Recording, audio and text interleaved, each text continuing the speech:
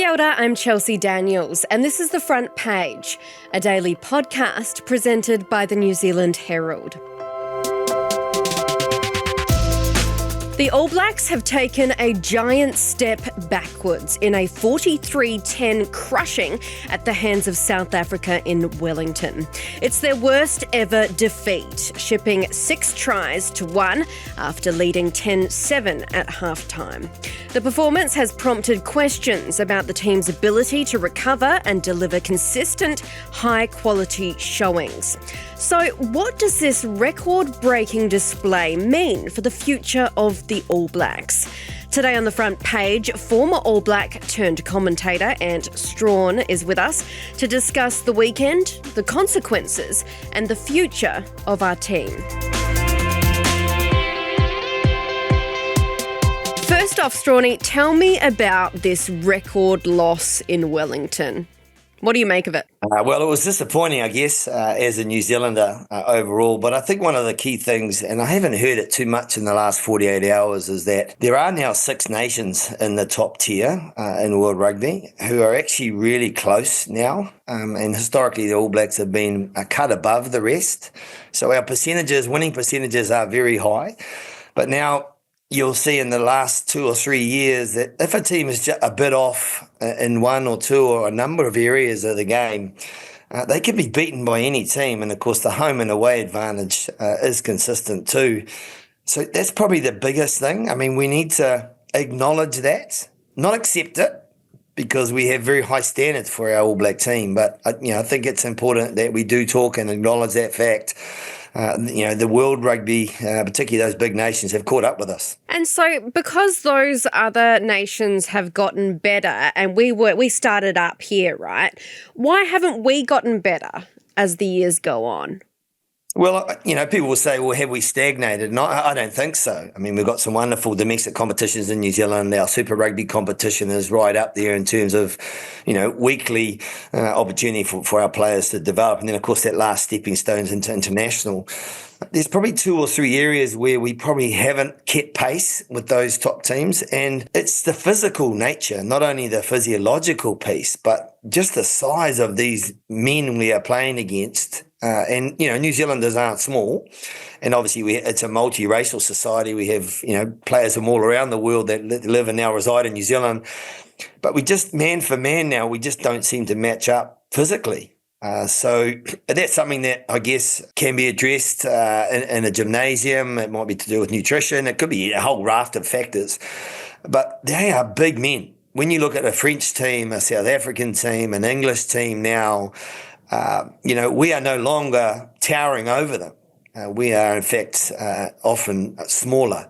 So over an 80-minute period, that physical confrontation will take its toll, particularly if your players are slightly smaller.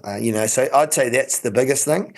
And also now, the analytical part of the game, it's so easy to access how other teams are playing. And I know there are teams and screeds of people who take a deep dive into their opposition that they're about to play in the coming weekend. So that also means that teams are way better prepared to potentially expose some of your weaknesses or perceived weaknesses.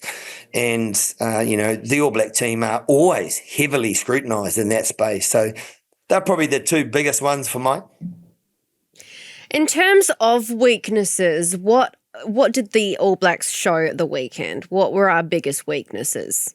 It's a good question. I sort of jotted down a few things, but I think we still have some positional issues. So when you look at a squad, and this is a developing squad as they head towards the 2027 World Cup, across the board, we are still trying and developing our style that fits a certain profile of athlete. And I think on the weekend, we all saw that at set piece. So at scrum time, we really started to struggle, particularly in the second half. And the greatest irony here is that we have a tight head prop, Tamaiti Williams, who's tall, 140 kilos, but he almost sits behind now the 2 or 3 South African props that they roll off their bench because he's no longer the biggest guy. And he's got maybe some technical and tactical deficiencies in his game too. So at scrum time, we struggle. And as you probably know, set piece is where you start a lot of your attack from. So, and also at line out time, they started to pick us off as well. So you're almost cutting off a source of ball and the ability to attack it at scrum and line out. They really did hit us hard there. Then you could go through the team in terms of players. I mean, without being too critical, I think Scott Barrett still is deserving of an All Black jersey, but I just wonder whether if you take the captaincy away from him, whether he'll actually be able to just focus on his positional role, do his job. He's a big boy. He's good aerially. He's good at moving bodies, both sides of the ball, attack, defence. But he seems to be weighed down with the captaincy. And we all know how good Artie Savi. I mean, he's a wonderful player anyway, world class, but he grows another leg when they give him the captaincy. So maybe a shift back to that particular scenario. And then, you have a number of players that are still pretty young in terms of their test match experience. So Simon Parker's been really good, but he's only played 3 or 4 test matches. Wallace Satidi's coming back off an injury and a very dominant 2024. Now he's starting to be dominated in some respects because, again, he's not the biggest number 8 running around and he's just coming to his game again after getting more pressure put on him. Our halves, 9 and 10, always under conjecture. Noah Hotham didn't last too long on the weekend, hadn't played a game for 6 weeks. Was that a smart decision to put him out there? Finlay Christie did his best. The viewers and listeners won't like this comment, but Beauden Barrett's played over 125, 130 test matches.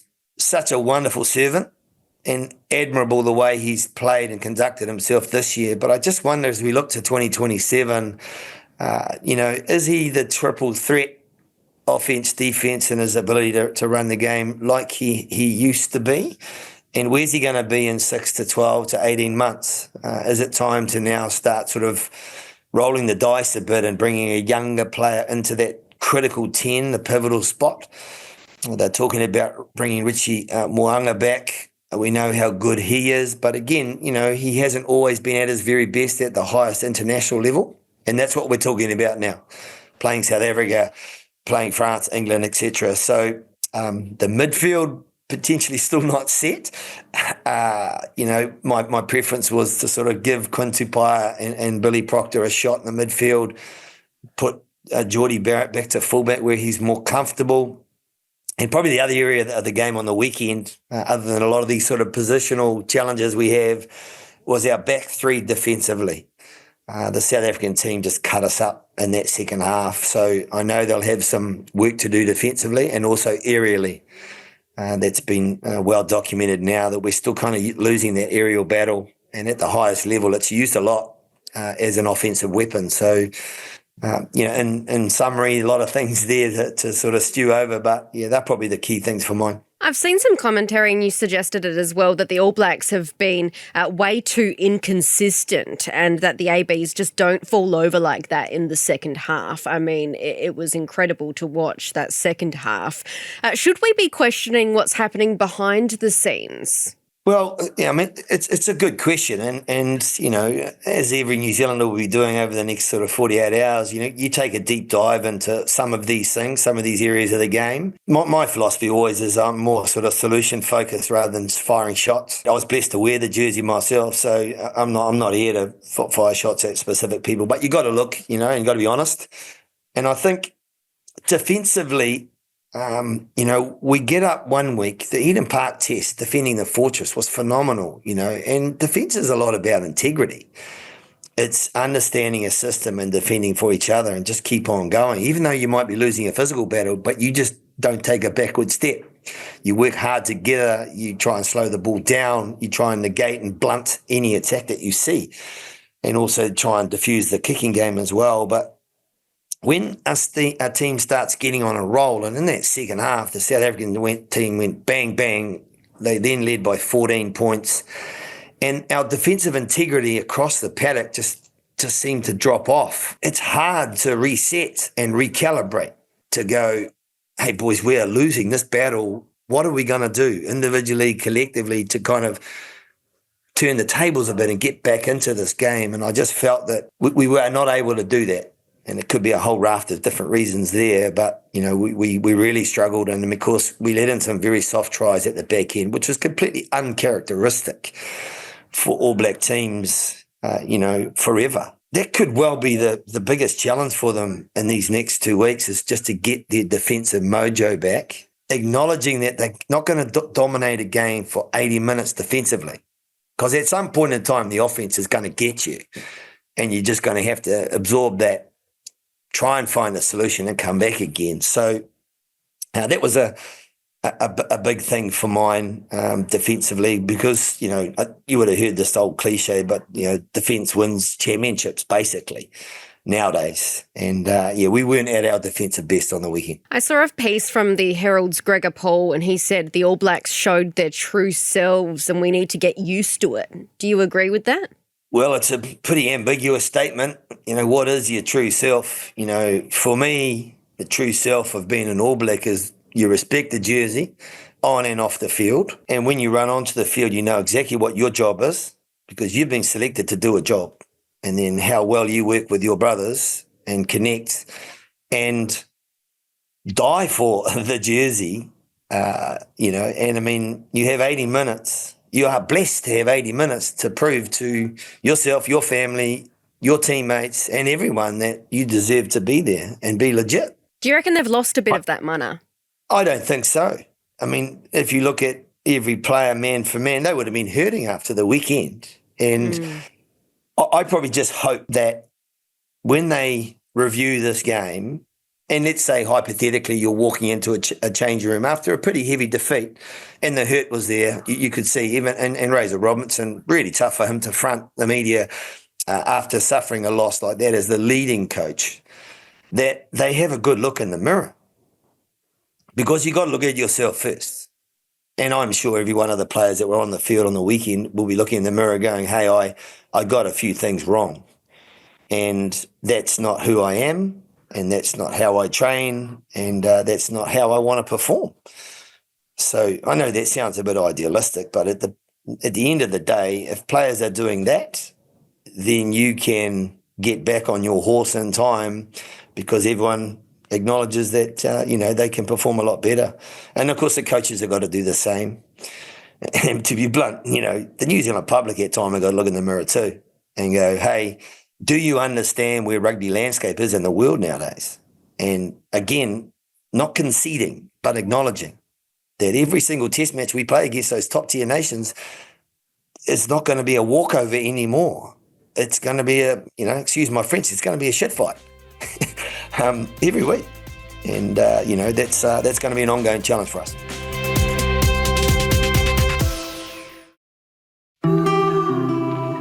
Felt like in the second half you couldn't buy a trick, basically. Line out started going poorly, drop balls, etc. Can you put your finger on how it unravelled? Not right at the moment. It's something we definitely have a look at, and obviously we'll find out pretty quickly. We've got a big Beasley coming. Do you reckon people are right to question whether Razor should be there or not after just this one defeat? Well, we have a habit in New Zealand of, things aren't going too well, fire the coach. And I know Fozzie, he suffered immensely in that space, and there were some really objective discussions around potentially shifting from Fozzie to the next group. Razor had already been sitting in the wings with his highly successful Canterbury Crusaders reign. But there's a step to the international standard, and the New Zealand Rugby Union made the decision to do that based on a whole raft of factors. And we don't often see those, but we see the end product, which is what runs out the tunnel and delivers it on a weekly basis. And also, as importantly, how well these men conduct themselves in the community. Razor's a cultural person who's innovative and keeps trying to find ways for players and teams to connect. And he respects the All Black jersey. People will argue maybe we're giving him longer time because of his Super Rugby success than we did to Ian Foster. Well, to me, it's probably too soon. But, if a team continues to show weaknesses and poor performances, over a calendar year, I think you're better to always ascertain at the back end, have a strong review, do it in the right way, and then say, well, hey, look, is this leader the one to take us through to 2027? Because we've still got some time here. You know what Kiwis are like. We're pretty hard when it comes to pointing the finger. I mean, look at Nolene Toldo, and I don't, for 1 minute, understand what happened there. But, she went from being, Dame Nolene to being someone who's been moved out the side. So they'll have their reasons. It's tough. Do you reckon the All Blacks have enough depth to take us into 2027, or is that somewhere where we really need to work on? I think you've hit the nail on the head. That's one of the biggest concerns for me, because you often hear Rassie Erasmus, and I thought they actually conducted themselves pretty well on the weekend with the victory, because they'd had a bit of stuff shoved at them over the last 7 days prior to Wellington, and they are very good at this. They're smart with how they respond. And one of the things that flowed through for me really extensively was he talked about the squad of 45. And when he's talking about the squad of 45, he's not being PC. They have 45 players who are humming to wear the Springbok jersey. And so he's creating depth in every single position. And I'm not convinced that we're in the same boat. I don't think we have 45. I'm not quite sure exactly the number of players who are in this All Black camp. I think it's about 32 or 34, but 45 is 3 teams. So you're saying in every position you are building and grooming and developing 3 players. You could look at some of the players, in our current team. We look at our 9s, look at our 10s, look at our midfielders, fullbacks, If we overlaid that 45-player process, have we got 3 lined up in every spot? And obviously in the front row, it's a few more, because you've got to have a loose head and a tight head prop. So that's a challenge for us. And look, there is a big gap between Super Rugby and international rugby, and that's where our players come from. So how much of a layer are we going to pull through from Super Rugby to have our squad of 45? Doesn't have to be 45, but the context is around having more rather than less. Thanks for joining us, Strawny. No worries. Take care. That's it for this episode of The Front Page. You can read more about today's stories and extensive news coverage at nzherald.co.nz. The Front Page is produced by Jane Yee and Richard Martin, who is also our editor. I'm Chelsea Daniels. Subscribe to The Front Page on iHeartRadio or wherever you get your podcasts, and tune in tomorrow for another look behind the headlines.